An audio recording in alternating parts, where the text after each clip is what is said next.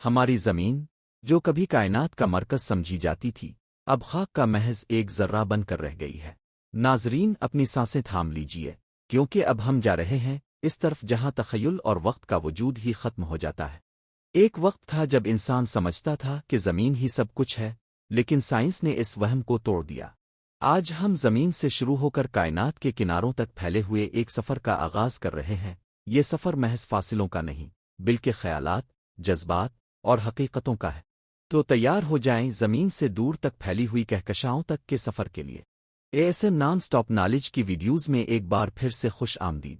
آج کی اس ویڈیو میں ہم بین الاقوامی خلائی اسٹیشن کی رفتار کا مشاہدہ کریں گے۔ چاند پر قدموں کے وہ نشانات جو اس وقت بھی زندہ ہیں، زہرہ کی زہریلی بارش، سورج جو لمحوں میں کسی بھی چیز کو راکھ کر دینے کی صلاحیت رکھتا ہے، اور مریخ جو نئی زندگی کے لیے امید کی کرن ہے، شاید ایک خاموش چیخ۔ ہم مشتری اور اس کے طوفان کو دریافت کریں گے، ایک ایسا طوفان جو ہزاروں سالوں سے جاری ہے، نیز زحل کے شاندار حلقے اور اس کے سب سے بڑے چاند ٹائٹن۔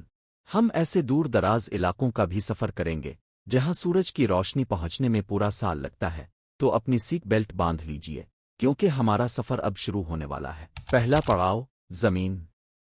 ناظرین یہ ہماری زمین ہے۔ قدیم تہذیبوں کا خیال تھا کہ زمین تمام موجود چیزوں کا مرکز ہے، لیکن سائنس نے انکشاف کیا کہ ہم ایک وسیع کہکشاں کے ایک دور دراز کونے میں ایک چھوٹے سے سیارے پر رہتے ہیں۔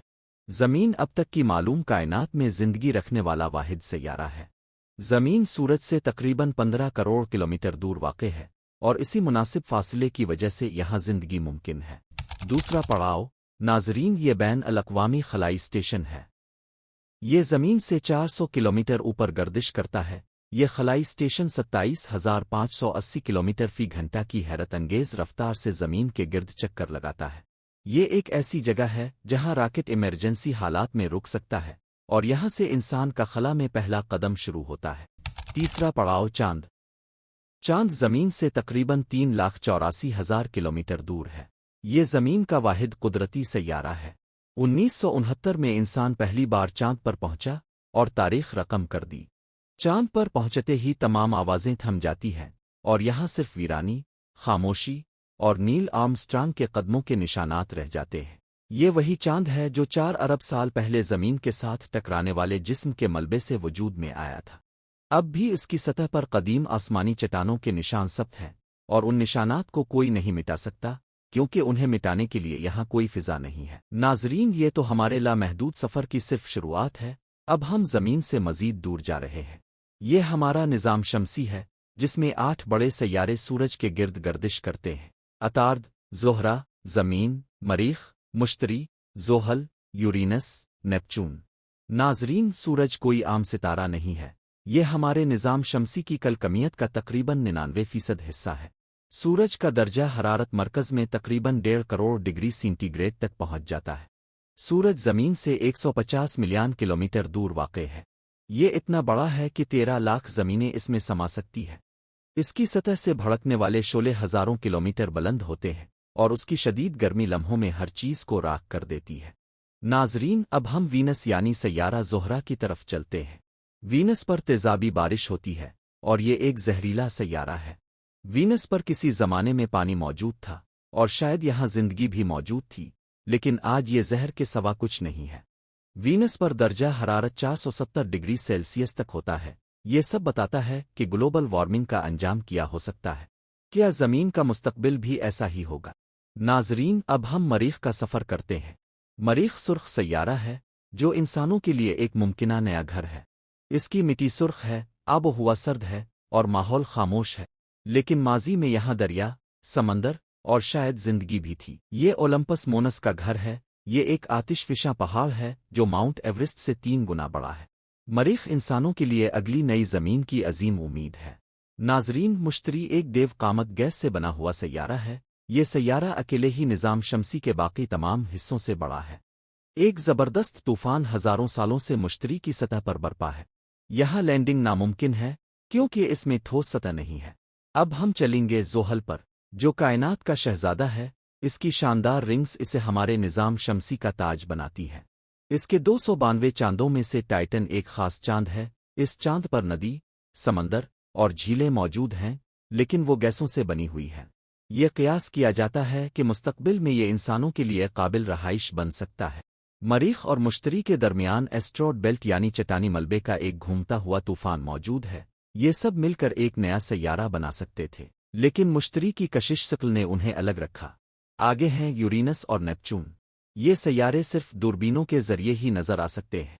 उनसे आगे कोई पर बेल्ट और वाइजर वैन इंसानों का सबसे दूर तक जाने वाला खलाई मिशन मौजूद है। ये 19 बिलियन किलोमीटर दूर इंटर स्टेलर स्पेस में मौजूद है, जहां सूरज की रोशनी को पहुंचने में 1 साल लगता है। मिल्की वे कहकशां। नाजरीन, अब हम अपने निज़ाम शमसी से बाहर निकल चुके हैं। ये है हमारी कहकशां मिल्की वे। इसमें तकरीबन 100 से 400 अरब सितारे मौजूद हैं। अगर रोशनी की रफ्तार से भी सफ़र करें तो एक किनारे से दूसरे किनारे तक पहुंचने में तकरीबन 10 मिलियन नूरी साल लग जाएंगे। हमारी कहकशां मिल्की वे अरबों कहकशाओं में से सिर्फ एक है। जी हाँ, ये मकामी ग्रुप का हिस्सा है और ऐसे हजारों ग्रुप मिलकर एक सुपर क्लस्टर बनाते हैं। दूसरी कहकशाएं। नाजरीन, कायनात में सिर्फ हमारी कहकशां ही नहीं है। माहिरीन के मुताबिक अरबों कहकशाएं मौजूद हैं।